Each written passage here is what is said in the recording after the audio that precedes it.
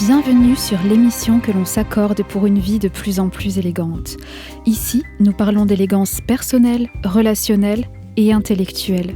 Je suis Margot et dans mes séries, nous décortiquons des sujets sur plusieurs émissions qui permettent de comprendre, d'appréhender les choses et de développer nos capacités cognitives et techniques pour naviguer dans le monde qui nous entoure. Nous avons évoqué, dans notre précédente émission, la nécessité d'un esprit complet, capable d'embrasser à la fois l'humanisme et les sciences. Aujourd'hui, nous franchissons un seuil plus subtil encore, celui qui nous invite à transcender les disciplines elles-mêmes pour atteindre une compréhension véritablement intelligente du monde. Car voici ce que nous devons comprendre.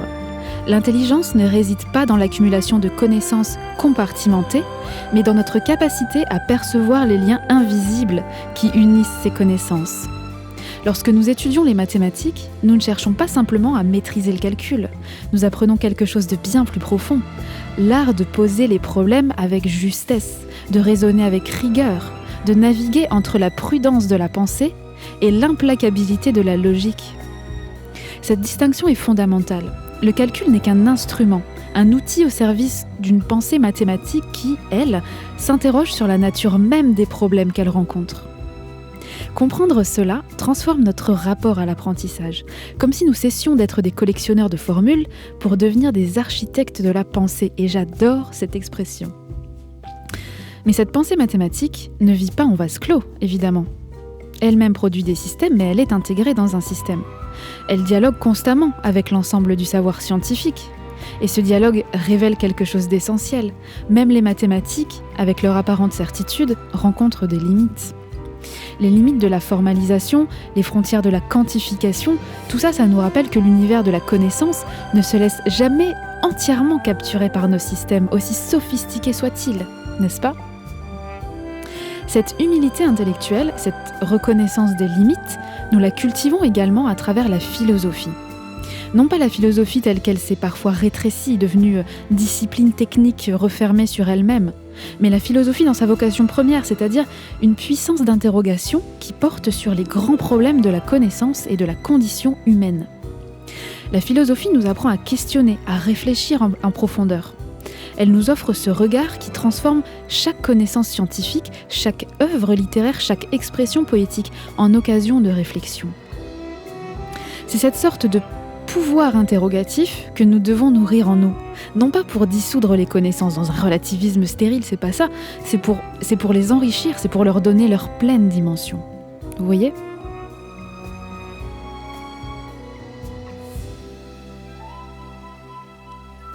Cette approche nous conduit naturellement vers une prise de conscience plus vaste encore. Celle de ce qui existe au-delà des disciplines, dans cet espace souvent négligé que l'histoire officielle des sciences éclaire rarement. Il y a quelques personnalités comme ça qui le font, qui l'ont fait, mais elles étaient de facto en avance sur leur temps et ça n'a pas beaucoup pris. Comprenons bien, les disciplines sont intellectuellement justifiées. Elles nous permettent d'approfondir, de développer une expertise, de pénétrer dans les détails complexes de tel ou tel domaine. Mais elles ne conservent cette légitimité qu'à une seule condition, en fait. Et une condition essentielle, c'est qu'elles maintiennent un champ de vision capable de reconnaître l'existence des liaisons et des solidarités entre les différents aspects de la réalité, entre ces différents détails. Voici le piège dans lequel nous pouvons tomber facilement. Celui de prendre nos catégories intellectuelles pour la réalité elle-même. Prenons l'exemple le plus évident, celui de l'être humain, évidemment. Notre condition, dans sa totalité vivante et complexe, se trouve morcelée entre des disciplines biologiques qui étudient notre corps, des sciences psychologiques qui explorent notre psychisme, des neurosciences qui cartographient notre cerveau, des sciences génétiques qui décodent notre hérédité, des sciences sociales qui analysent notre culture, etc., etc., etc. Chacune de ces disciplines produit des connaissances précieuses, évidemment. Mais si nous perdons de vue l'unité fondamentale de l'être humain, si nous oublions que tous ces aspects constituent les facettes d'une même réalité complexe, nous basculons dans l'absurdité, vraiment. Et cette absurdité n'est pas hypothétique, elle s'est manifestée concrètement dans certains secteurs des sciences humaines où l'inexistence même de l'homme a été proclamée. au prétexte que cet être vivant ne rentrait pas dans les catégories disciplinaires établies. Je ne sais pas si vous vous rendez compte. Nous devons résister à cette fragmentation. La fragmentation est utile, mais elle n'est pas exhaustive. Enfin, c'est pas la seule chose, en fait.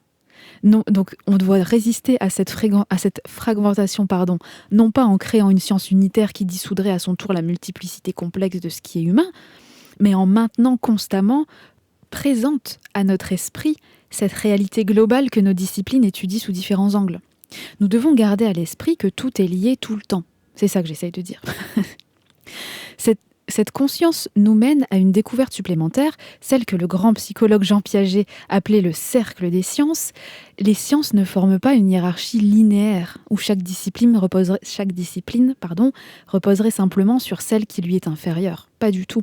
Elles forment plutôt un cercle d'interdépendance complexe. C'est plutôt comme ça qu'il faudrait le schématiser et le voir dans notre esprit. Les sciences humaines traitent de l'homme, mais cet homme est un être aussi biologique. Ces sciences biologiques doivent donc s'enraciner dans les sciences physiques, qui étudient la matière dont nous sommes constitués, et pourtant ces sciences physiques elles-mêmes, pour fondamentales qu'elles soient, apparaissent dans une histoire humaine, au sein de sociétés humaines. L'élaboration même du concept d'énergie, par exemple, est inséparable de la technicisation et de l'industrialisation des sociétés occidentales au XIXe siècle. Nous découvrons ainsi un paradoxe assez fécond. Je dois dire, dans un sens, tout est physique, car nous sommes faits de matière et d'énergie, mais simultanément, tout est humain, car même nos sciences les plus objectives émergent de notre condition, de notre histoire, de nos questions. Vous voyez comment tout est lié, et vous voyez aussi, ça c'est très intéressant, quand on parle de penser au-delà des matières, comment certaines personnes basculent dans l'extrémisme. Elles sont tellement expertes d'un domaine qui est lui-même constitutive d'un tout, qu'en fait, elles éradiquent tout le reste. Elles sont très expertes dans leur domaine, elles éradiquent tout le reste. Et du coup, elles deviennent extrémistes parce qu'elles sont convaincues qu'elles ont raison, parce que tout passe par ça. Et d'un sens, elles ont raison, mais elles ont complètement tort également. Parce qu'il n'y a pas que ça. Vous voyez un peu le tout qui se présente devant nous ?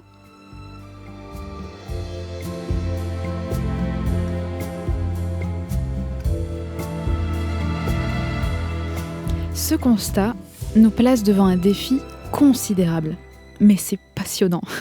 Celui de trouver les voies d'articulation entre les sciences qui possèdent chacune non seulement leur langage propre, mais des concepts fondamentaux qui ne se traduisent pas facilement d'un domaine à l'autre.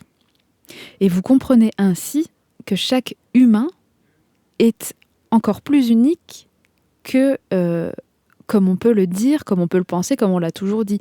Oui, chacun est unique, chacun a sa personnalité, mais ça va bien au-delà de ça, bien au-delà de ça.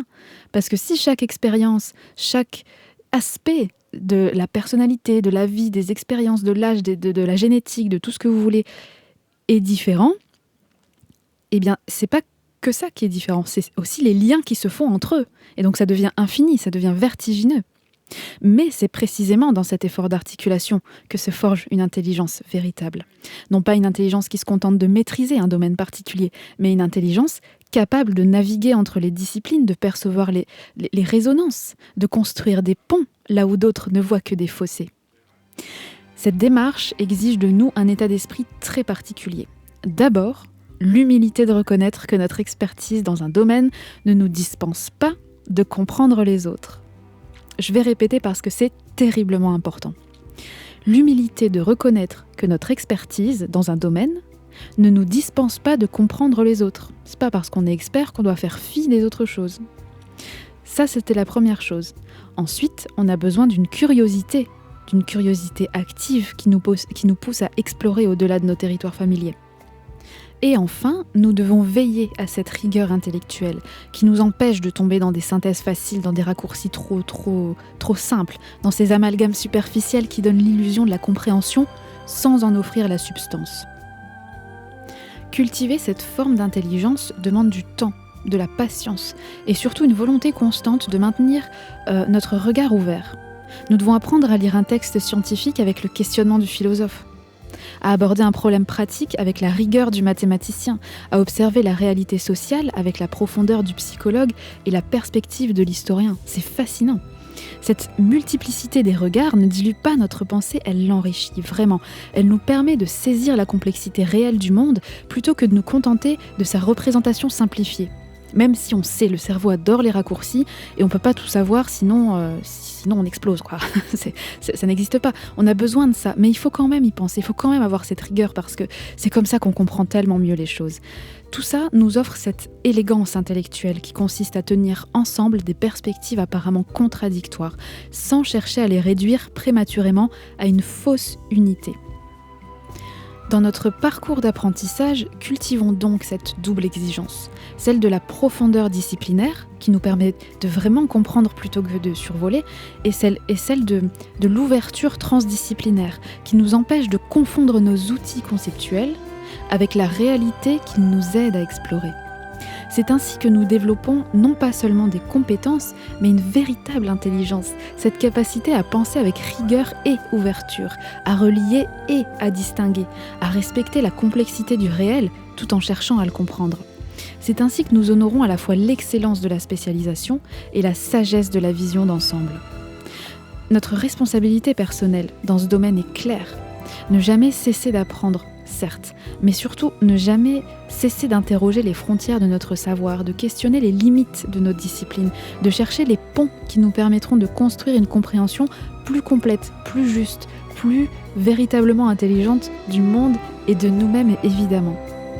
J'espère que cette émission vous a plu et on se retrouve demain où nous traiterons de l'organisation des connaissances. Je serai ravie de vous lire en commentaire. À bientôt!